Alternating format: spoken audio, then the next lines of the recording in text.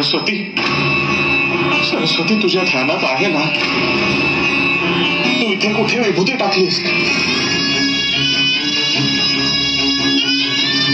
त्या दिवसापासून मी इथे पाऊलही टाकलेले नाही.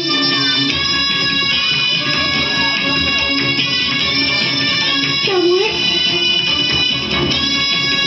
थोडा संभ्रम होतोय.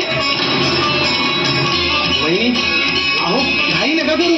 ज्या आरतीचे योगी इथे आले त्या आरती काहीतरी नक्की घडणारच आहे.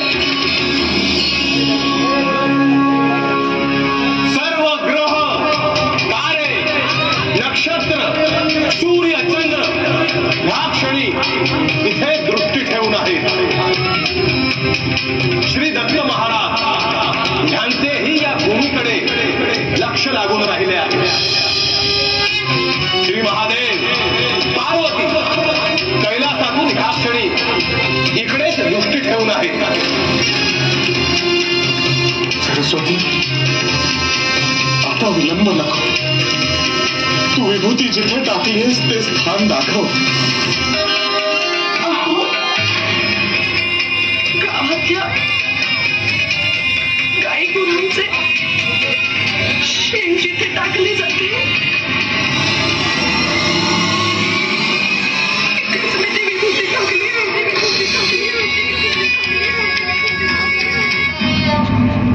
हे गुरु, आमच्या हातून जाणते अजाणतेपणेच हे पातक घडलंय. जो अपराध घडलाय त्याबद्दल मी क्षमा मागतो.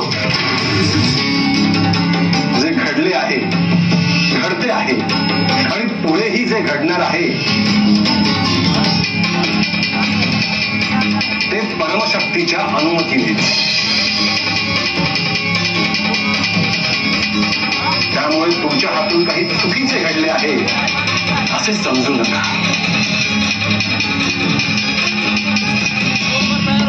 या क्षणानंतर कोणीही आपले स्थान सोडू नये.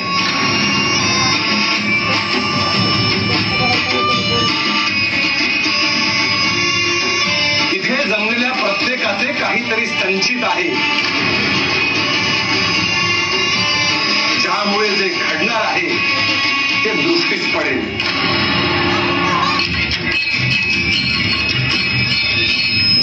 हे श्री महादेव, हे श्री महादेव, हे श्री महादेव, हे श्री दत्त महाराज, हे श्री दत्त महाराज, हे श्री दत्त महाराज.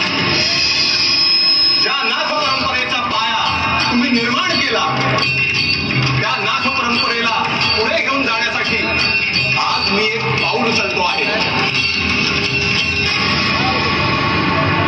जिथे पवित्र गायींचे शेण टाकले आहे तिथे या ढिगाऱ्याखाली अग्नी धुमसतो आहे. या गोरक्षेतून मी ह्या पृथ्वीवरच्या तेजस्वी आणि दिव्य पुत्राला या सृष्टीत अवतरण्याचे आमंत्रण देत आहे. या गोरक्षेतून जो अवतरणार त्याचे नाव मी गोरक्ष गोरक्ष गोरक्ष गोरक्ष असे ठेवतो आहे. गोरक्ष, मी मच्छिंद्र तुला ह्या धरित्रीवर पहिले पाऊल ठेवण्यासाठी आमंत्रित करीत आहे.